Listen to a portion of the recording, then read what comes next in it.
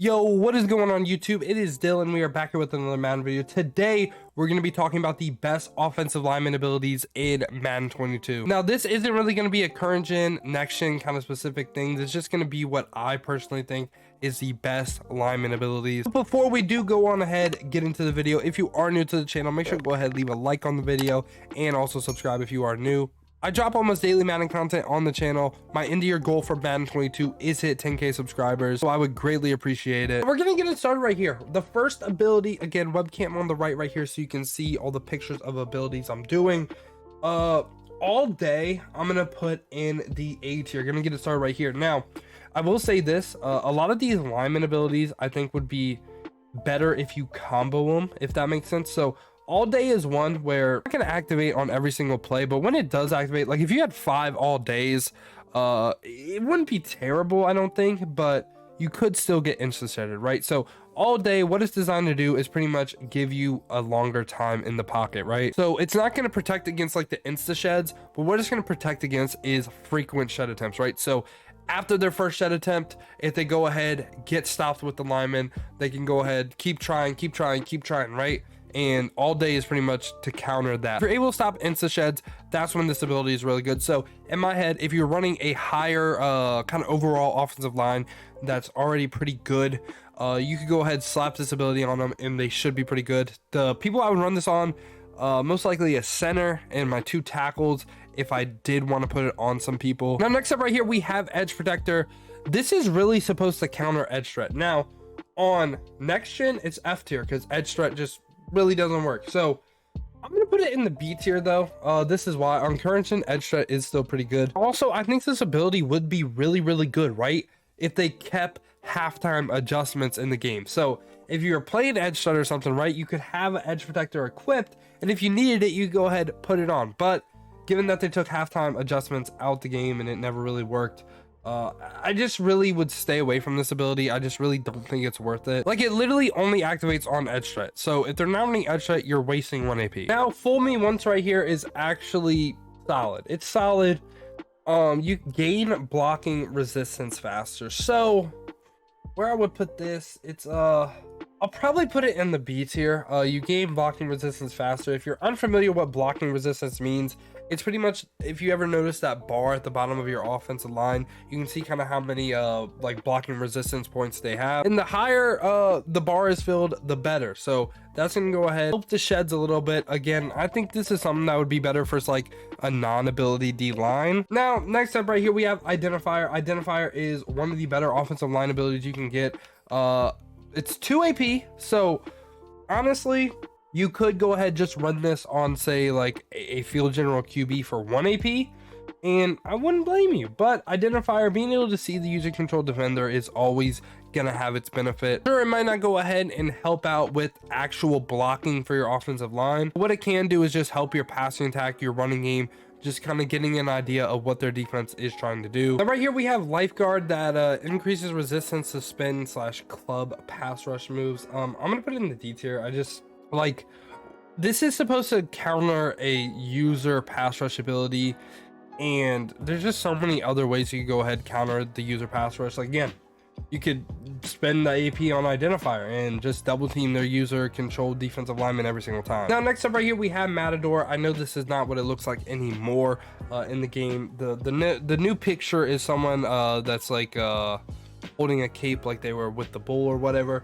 But this one right here prevents dominant bull rush moves. It's pretty much supposed to be an El Toro counter. El Toro is still somewhat prevalent, but I'm gonna put it in the C tier. It's just really okay. It's not really too great. Again, something that would be fine against like a user controlled AI, but again, it's just not really worth it. Now, Nasty Streak right here. Nasty Streak is one of the better ones in the game. Now, do I put it S tier or is it A tier? If you run the ball a lot, I'm gonna put it in the S tier. So you get dominant impact block ones against DB and linebackers. Honestly, I don't really see it a lot versus linebackers. But first DBs, it does work. Like if you're a straight up toter, you go ahead, run a couple of these, maybe put a tackle at tight end, try to get some one-on-ones with the DBs, and I think it would help out a lot. Now we got natural talent right here. I'm gonna actually put this in the A tier. I think this could potentially be one of the better ones. The difference between this and fool me once, right? Fool me once is you gain blocking resistance faster. Natural talent is you begin the game with blocking resistance. So you're already going to have a couple bars under you. So if your lineman could go ahead and just keep protecting, it'll go ahead, fill up their bars quicker, and they can go ahead, play a lot better of a game. Now right here we have Puller Elite. Honestly, Puller Elite is like okay in my opinion. When I use this, it really isn't good, because what will happen, okay? So imagine the guard's pulling, right? The guard's pulling, you go ahead, say he's running a trap or something, right? Trap on like the 3 tech and a defense. He'll go ahead, hit the DT, he'll light up, but then that DT, you just go ahead, shed him, and then tackle your running back, right? So it's a fine ability sometimes, like when you're running, say, like a base or something, and you can get up in the hole, hit a linebacker. I feel like that's when it's better, but I don't know. I think it's okay. I could see why you run it, but again, I'd rather have something like Nasty Street. Now, the only lineman ability I'm really going to put in the F tier is going to be Screen Protector. Screen Protector, dominant impact block wins on screen plays. So actually, this could be actually really, really glitchy. If you don't know about the RPO glitch on next gen, there's one where you can go ahead and do it at a wide receiver screen. So this could be really, really nasty. I'm not gonna lie to you, but just when you're not trying to, you know, run like that scummy offense or whatever, when you're just doing regular halfback slip screens and stuff like that, I just don't really think it's worth it, because you'll run that play like once a series. Everything else is going to go ahead, light up, activate, or go ahead, try to help you every single play. And right here we have Tearproof, increased resistance to rip pass rush moves.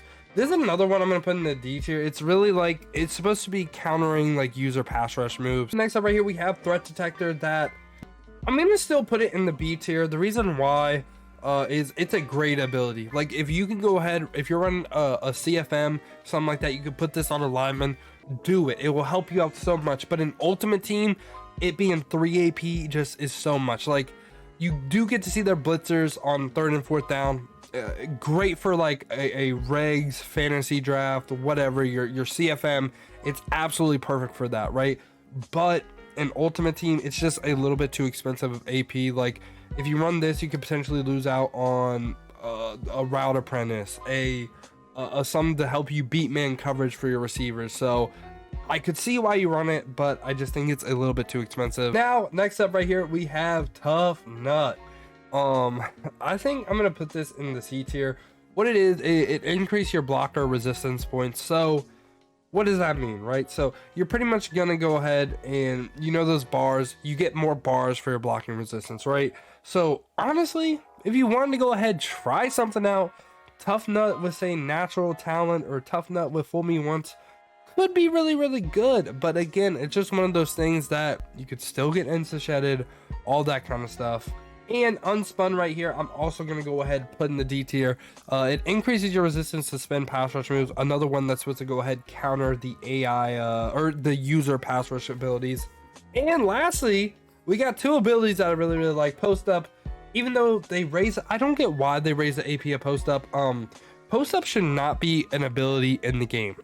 Your lineman should be good at double teaming, period. So I don't know if y'all noticed this, but if you don't have Postup, your O-line, if they double team, you're basically guaranteeing a shed. So the animation is absolutely stupid, but when your O-line actually double teams, they're more likely to get a shed. I don't know why it is, but they always get that stupid like rip through like both of them animation. It's really, really dumb. But Postup, especially, I would put these on the 2 guards.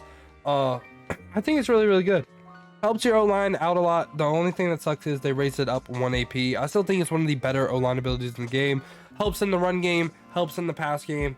Really one of the best ones in the game. And last right here, we got Secure Protector. That is also going in the S tier. Secure Protector, sharp protection, first quick block shed moves will go ahead, help you not get insta shedded. The thing that sucks about this again is that it's 2 AP. Like if it was 1 AP, I might run 5 of these things. Like seriously might run 5 of these if it was only 1 AP. But if I were to run Secure Protector, I'm most likely just putting it on the center. Could maybe see you put it on the tackles, but I think just on the center is perfectly fine. And yeah, that's pretty much been my thoughts on the offensive lineman abilities. Honestly, offensive line is one where they're just going to get shedded. There's not like a magic formula for offensive linemen. It's just some of the logic just is very, very stupid. Like I said with the double teams, I don't think linemen should get really shedded if they're double teaming. Like, sure, you have Prime Aaron Donald. Well, guess what? I have freaking Larry Allen, right? You're telling me Larry Allen and like, you're telling me prime Larry Allen and prime Rodney Houston's getting what's it called, consistently. Keep in mind, I would get it, you know, every once in a while, sure, but consistently shedding their double teams is these like random D linemen.